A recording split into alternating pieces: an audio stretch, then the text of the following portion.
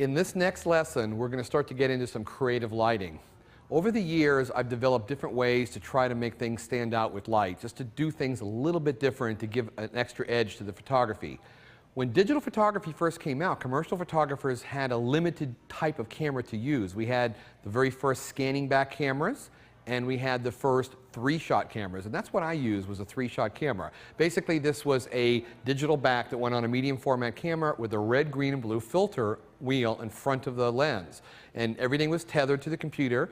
You click the shutter, a red filter would rotate in front of the lens. It would take a black and white shot. A green filter would rotate in front of the lens, take another shot, about 15 seconds between each one, and then the blue filter would come, it would take another shot, another 15 seconds would go by, and a total of about 45 seconds had gone by, you'd get a photograph on your monitor. And so this was the very first type of shooting that commercial photographers back in the very early 90s. Well, when I got one of these first cameras, I noticed that, okay, that's the way it works normally, but what happens if you start breaking the rules? Because breaking the rules is what really makes the difference. You find out what the rules are, you get them locked down, and then you break them. So I decided to start moving the lights around between the exposures. First I tried moving the camera between all 3 exposures. Then I tried moving the subject. Then all of a sudden I tried moving the lights, and I realized if the light didn't fall down on the set exactly the same way on the red, green, and blue channel, it made an overlap of color that made a very bizarre and colorful look. And it was a way to add a little color into things that just don't have that. So we're going to try that effect today, but we don't use 3-shot cameras anymore. Nobody does. So I've learned to adapt the same principle from the 3-shot camera over to the 1-shot camera. It involves taking multiple photographs where the light is not going to be in the same position, and then later on in the second part of this, we'll bring these into Photoshop and we will exchange the channels, and we'll borrow one channel from different shots, and we'll see what kind of cool things we can bring together. To start out, I'm using a Canon 1DS Mark III. I'm tethered to the Macintosh laptop. I am using a remote trigger. This is one that comes from Booth Photo in Canada, is the distributor. So a lot of people ask me about this. I've never seen them anywhere else. And it's they make them for each camera. And this allows me to have a complete remote trigger wherever I want to stand away from the camera. I can fire that. And so this takes a little bit more, 2 hands on the set. So I've got that trigger set. We're going to shoot at about 400, 500 ISO, I believe what we set at, and 500 ISO. I want it a little grittier, so I'm kind of moving this ISO up a little bit. The higher the ISO, a little bit more noise we get in there, a little grittier. We're using the 24 to 70 2.8L lens on the Canon camera, and we're going to shoot at a pretty middle f-stop. I believe we're set at f11 to start with. And the reason why is I want to pull full depth of field. We'll do a selective focus treatment to this later, where we'll keep it sharp and some parts out of focus. But I don't know exactly which part I want sharp or out of focus. I want all the elements I need at one time, so I'm going to shoot it sharp all the way through and make my selective focus using On1 Focal Point 2 software to create my soft focus, selective focus type of effect that I would normally do with a tilt shift lens. So let's go ahead and get started. I've sort of got a very inexpensive Omni light. The reason why I like this particular light, I've had it for many, many years, is I've got a handle on it, so I can pick the handle up and I can move around. For this particular technique, I'm going to shoot a bunch of different photographs. Now, I also have something that might look a little odd. I got a piece of broken shower glass. I've probably had this thing in here. You can tell by the look of it, it's been in here about 15 years now. I've traveled all over the world with this one piece of glass. And it used to not be broken, but over a period of time, it's broken, and I've taped it back. It adds to the effect. And what I use this is, it's kind of a way to sort of diffract and break up the light as if it's coming through trees. If you see the spotted light you would get through a cookie cutter in portrait lighting, but we call it like dappled lighting is I guess the best word to say it. And I'm going to create a very dappled look. Let's just take a straightforward shot of it without the dappled light. And of course, I will just fire it with my trigger and see what kind of photograph we have up here on the screen. And it's a little overexposed. It's going to lose a lot more light when I cover it up, but generally it's a little hotter, but you can see that it's a very straightforward light. Now I'm going to go ahead and use my this dappled light through the broken shower glass, and I'm just going to push this right in here, bring it down very low key, and fire that again. I think you'll see this is more in tune for this exposure. You can see how it's coming in a much more deeper exposure. I'm getting hard shadows, I'm getting very directional light, and I'm getting a breakup of the light. So this is I want to just double check, make sure that I'm happy with my focus. I'm happy with the overall exposure here. We are shooting on tungsten. There's really no need for a custom white balance on this kind of thing because I'm using a very warm light. It's going to be what I really want. It's not about the accuracy, but this is a tungsten light. It's based on tungsten.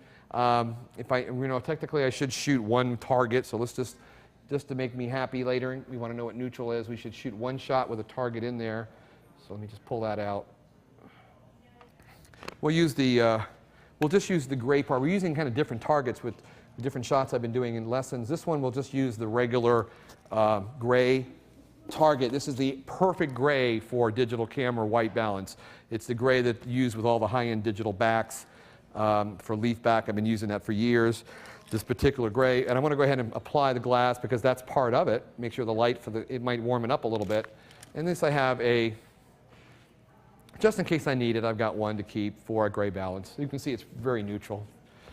So with that, let's go ahead and shoot the real thing. What I'm going to do is I'm going to pull the lens. I'm going to get this trigger in my hand so I can, when I see what I need, I can fire it. And so this is when I don't have an assistant or anything. I can kind of do this kind of thing by myself. And I'm looking for different positions. Actually, let me get the string out of the way.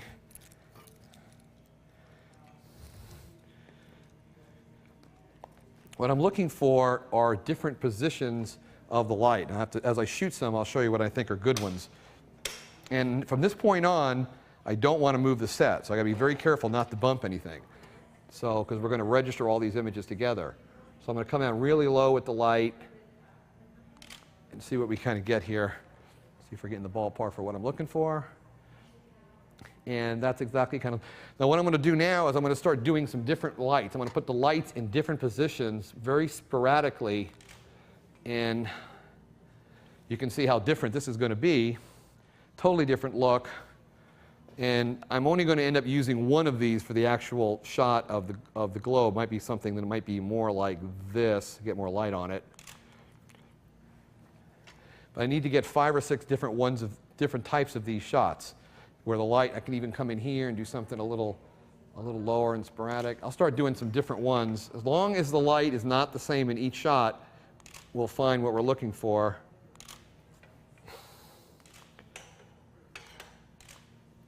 These are all going to be raw shots that I can process in Adobe Camera Raw. And before I move anything on the set, I want to go ahead and just take a look at what I've got in the bridge. And we're looking for primarily shots. Actually, what I'll do is I'll just do the review mode here. We'll kind of look at the images like this is my test image, but we're looking for shots that here the light is going to be in one position. Now the light's going to be in this position. Now the lights come down to this position, wider, sporadically different. You can see each one of these is slightly a different effect. What we're going to end up doing is exchanging the red, green, and the blue channels, and it turns it into basically a rainbow of color. And this is going to look pretty interesting with this type of subject matter. So we'll end up, when we get to Photoshop later, we'll end up taking these images, looking at them, narrow it down to 3 or 4 shots, and do this combined process. Now before I go, I want to make sure if there's any other shots I might need, because remember, we're shooting things in pieces. So if we needed more of just a little bit of a filled-in shot, this might be the time to do that. Just one last shot. If I need a little detail on something, I'm going to go ahead and add, very carefully, just add this fill card right here. I think I just moved the table a little bit, but we can always register it back. And I'll go ahead. It's important to use a set that's real steady, because you notice the one important factor here is the camera's never moved and the set is never moved. Everything's still in perfect register, but the lighting has done different things around it. And that's going to be a kaleidoscope effect of color. And it's a little hit and miss. Over the years, I started to develop how to get more of this and less of that. but it's very much sort of a happy accident that you force to happen. But the art is recognizing when to stop messing with it. Isn't that really what it's all about? You mess with it, and you can mess with it forever, but the art of it is knowing when to stop and say you're done. And that's always been the way with creative Photoshop. So I'm going to take one last shot here where it's just a little more fill. I'm going to fill it in, just gets a little more fill light on that. And this might be a very good shot to have for, in case we need a little bit of fill. This is going to be this last one down in here. Actually, see, that filled in the metal side over here really nicely. That's something we didn't have. And if I want to paint a little bit of this kind of information back in, I've got that as my, the part of the shot that I need to get detail from. And I may only use just a 10 or 15% of that to bring some detail in to separate something from the background. The beauty of it is you're in total control of every part of the shot from the lowest tones all the way to the highest tones, and you sort of mold it all into it from several different shots. Totally different type of an approach than, don't think of it like an HDR, where you're shooting a bracket of images and letting Photoshop chunk away at the information. You're going to paint all the information together from all different regular exposures. We light it exactly where we need it. So I think we'll take it into Photoshop and see how we can make some real art out of this.